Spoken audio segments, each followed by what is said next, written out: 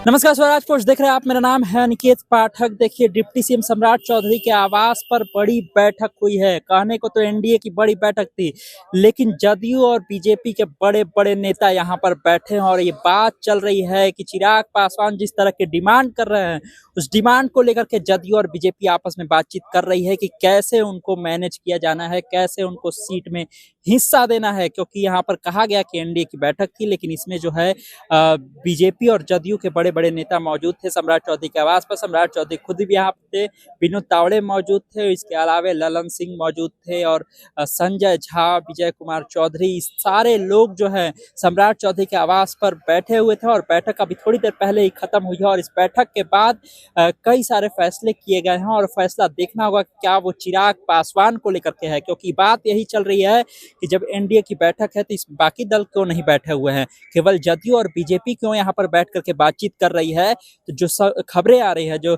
जानकारी आ रही है, मिल रही है, उसके अनुसार बात ये चल रही है कि जिस तरह से चिराग पासवान लगातार सीटों को लेकर के मांग कर रहे हैं, उन सीटों को लेकर के जो है जदयू और बीजेपी आपस में मंथन कर रही है, आपस में बातचीत कर रही है कि चिराग पासवान को कितनी सीटें दी जानी चाहिए, कौन कौन सी सीट पर जो है समझौता किया जाना चाहिए। क्योंकि चिराग पासवान जिन सीटों की मांग कर रहे हैं उन पे कई सारी ऐसी भी सीटें हैं जो जदयू की सीटें हैं, कई ऐसी सीटें हैं जो बीजेपी की भी सीटें हैं।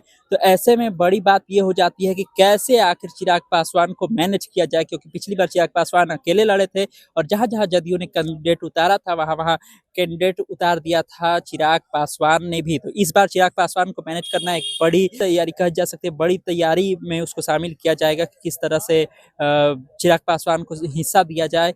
इसी तैयारी को लेकर के जो है सम्राट चौधरी के आवास पर बड़ी बैठक अब से कुछ ही देर पहले खत्म हुई है कि जिस तरह से डिमांड की गई थी चिराग पासवान की तरफ से।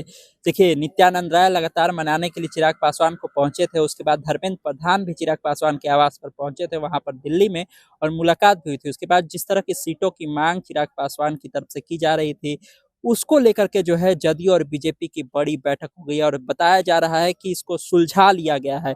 ये जो पहेली थी चिराग पासवान को लेकर के, उसको सुलझा लिया गया है कि किस तरह से जदयू और बीजेपी अपने अपने कोटे से अगर देना है तो कौन कौन सी सीटें जो है चिराग पासवान को दी जा सकती है। इसको लेकर के सम्राट चौधरी के आवास पर बड़ी बैठक हुई है, खत्म हो गई है बड़ी बैठक की और उस बैठक के बाद ये फैसला लिया गया है। अब देखना होगा कि जब सीट शेयरिंग का ऐलान होता है, चिराग पासवान को कौन कौन सी सीटें मिलती है, क्या जो डिमांड चिराग पासवान ने की है उन सीटों को लेकर के सहमति बन पाएगी, क्या जदयू सहमत हो पाएगी जिन सीटों पर जदयू के जिन सीटों पर चिराग पासवान दावा कर रहे हैं, क्या वो सीटें जदयू छोड़ने को तैयार हो पाएगी। क्योंकि कवायद लगातार जारी है, लगातार एनडीए के घटक दलों को भी मनाने का प्रयास किया जा रहा है बीजेपी की तरफ से और पूरा जिम्मा जो है बीजेपी के कंधे पर आ गया है। बीजेपी जदयू को समझाने का प्रयास कर रही होगी कि किस तरह से जो सीटें हैं उसको लेकर के जो है आपसी समझौता बन सके और उसके बाद जो है सीटों का ऐलान हो सके।